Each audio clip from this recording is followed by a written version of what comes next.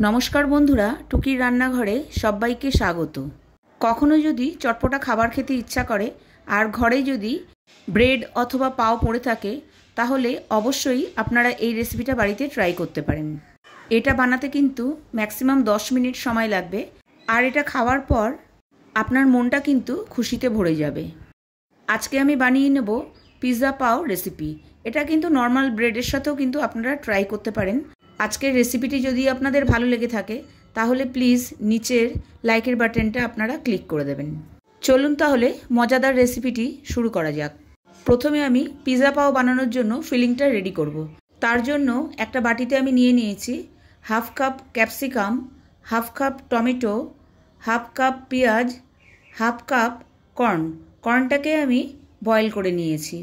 আর নিয়ে নিয়েছি 2 tablespoon tomato sauce, 2 tablespoon pizza sauce, আর 1 tablespoon Schezwan chutney, 1 tablespoon mayonnaise.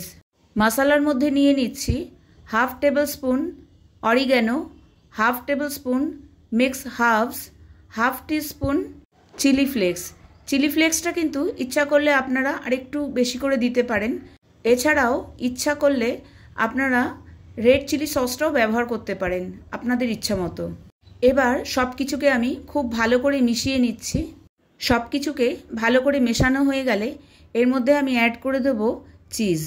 এখানে কিন্তু যে কোনো ধরনের চিজই আপনারা ইউজ করতে পারেন, সেটা কিন্তু কিউবও হতে পারে বা স্লাইসও হতে পারে। আমি এখানে মজারেলা চিজ ইউজ করেছি। আর এই ফিলিংয়ের মধ্যে কিন্তু যদি একটু চিজ দেওয়া হয় তাহলে কিন্তু এটার টেস্টটা খুবই বেড়ে যায়। ফিলিং কিন্তু পুরো রেডি। এবার আমি পাওটাকে রেডি করে নেব। আমি এখানে নিয়ে নিয়েছি এরকম স্কোয়ার ধরনের পাও। আপনারা কিন্তু যে কোনো লম্বা ধরনের পাও ইউজ করতে পারেন। আমি কিন্তু পাওটাকে এভাবে একবারে কেটে নিচ্ছি, তাতে দেখতে আরও বেশি ভালো লাগবে। আপনারা ইচ্ছা করলে কিন্তু এটাকে 4টে স্কোয়ার আলাদা আলাদা করেও ব্যবহার করতে পারেন। পাওয়ের ওপরে প্রথমেই আমি লাগিয়ে নিচ্ছি টমেটো সস, আর আরেক পাশে আমি দিয়ে দিচ্ছি পিৎজা সস। সসগুলো চারিদিকে লাগানো হয়ে গেলে এরপর আমি ফিলিংয়ের একটা লেয়ার খুব ভালো করে দিয়ে দেব। পুরো চারিদিকে কিন্তু সমানভাবে স্প্রেড করতে হবে। এই ব্রেডটা কিন্তু আমার পুচকুর স্কুল টিফিনে যাবে। আমি কিন্তু বাইরের খাবার ওকে খুব একটা খেতে দিই না, এমনকি পিৎজাও না। ভালো করে চারিদিকে স্প্রেড করার পর এর ওপরে আমি দিয়ে দেব চিজ। এখানেও কিন্তু আমি মজারেলা চিজই ইউজ করেছি। চিজগুলোকেও আমি খুব ভালো করে চারিদিকে দিয়ে দিচ্ছি।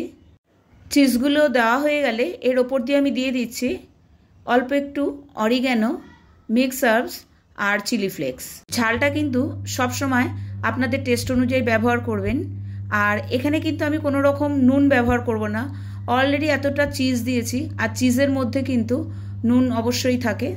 ওপর দিয়ে বাকি ব্রেডটা আমি কভার করে দিলাম, আর তার উপরে আমি লাগিয়ে দিচ্ছি টমেটো সস, আর তার উপর দিয়ে আমি দিয়ে দেব একটুখানি অরিগ্যানো আর চিলি ফ্লেক্স। এটাও এক প্রকারের বলতে চাইছি যে হোম স্টাইল হেলদি পিৎজা, যেহেতু আমি এখানে কিছু ভেজিটেবলস অ্যাড করেছি। আবারও আমি ওপর দিয়ে চিজ ব্যবহার করছি। এটা কিন্তু আপনাদের ইচ্ছা অনুযায়ী চাইলে ব্যবহার করতে পারেন, নাও করতে পারেন, টোটালটাই অপশনাল। কিন্তু চিজ দিলে এটার মজাটা কিন্তু ডাবল হয়ে যাবে। ওপর দিয়ে আরও একবার চিজ দিয়ে দিলে দেখতে কিন্তু খুব সুন্দর লাগবে, আর বাচ্চারা কিন্তু এটা দেখতেও বেশ পছন্দ করে। আমি এবার এটা কড়াইতে বেক করব। তার জন্য আমি একটা প্লেটের মধ্যে নিয়ে নিচ্ছি বাটার পেপার, আর বাটার পেপারটাকে থালার শেপে করে নিচ্ছি। এরপরে আমি ওপর দিয়ে লাগিয়ে দেব একটু বাটার, যাতে ব্রেডের নিচটাও একটু বাটারি হয়। এই কাজটা করতে করতে কিন্তু আরেক দিকে আমি ওভেনের ওপরে কড়াইটা বসিয়ে দিয়েছি গরম করতে। প্রথমে কিন্তু কড়াইটাকে 5 মিনিট গরম করে নিতে হবে। তারপরে আমি একটা স্ট্যান্ডও রেখে দিয়েছি মাঝখানে, আর কড়াইটাকে কিন্তু আমি ঢাকা দিয়ে দিয়েছি গরম করার সময়। হাত দিয়ে এখানে ভালো করে আমি বাটারটাকে স্প্রেড করে দিচ্ছি। তার ওপরে আমি রেখে দেব পিৎজা ব্রেডটাকে। দেখতে কিন্তু দারুণ ইয়ামি লাগছে, কিছু বলার নেই। এদিকে আমার কড়াইটাও গরম হয়ে গেছে দেখুন। এবার আমি আস্তে আস্তে পাওটাকে রেখে দিচ্ছি, আর এই কাজটা কিন্তু খুব সাবধানে করতে হবে, কড়াইটা প্রচণ্ড গরম। যাই হোক, কাজটা আমি করে ফেলেছি। ঠিক 5 থেকে 7 মিনিট পর যখন ওপরে চিজটা মেল্ট হয়ে যাবে তখনই কিন্তু আমাদের পিৎজা ব্রেড একদম রেডি। বার করার সময়ও কিন্তু প্লেটটাকে খুব সাবধানে বার করতে হবে। আপনি যদি আমার চ্যানেলের নতুন বন্ধু হয়ে থাকেন তবে অবশ্যই চ্যানেলটিকে সাবস্ক্রাইব করে আমার পাশে থাকার অনুরোধ রইল। এবার কিন্তু আমি পাওটাকে সেপারেট করে নিচ্ছি। সেপারেট না করলে খেতে কিন্তু খুবই অসুবিধা হবে। দেখুন আমাদের পাও কিন্তু দেখতে দারুণ লাগছে। এটা যেহেতু 10 মিনিটস রেসিপি, আপনারা চাইলে ইচ্ছা করলে কিন্তু এটা স্কুল টিফিনেও দিতে পারেন।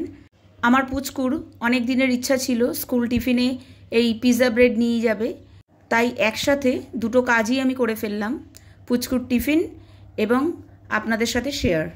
ব্রেডটা আমি মাঝখান থেকে দেখিয়ে দিচ্ছি, কত সুন্দর লাগছে, একদম চিজি ব্রেড লাগছে। পুরো মজারেলা চিজ দিলে এটাই মজা, ঠিক এরকম স্ট্রিংগুলো তৈরি হয়। আর বাচ্চারা কিন্তু এগুলোই বেশি পছন্দ করে। আর এর সাথে বাচ্চাদের যে কোনো পছন্দের ফ্রুটস আপনারা রাখতে পারেন। আজকে তবে এই পর্যন্তই। ভালো থাকবেন, সুস্থ থাকবেন, টাটা।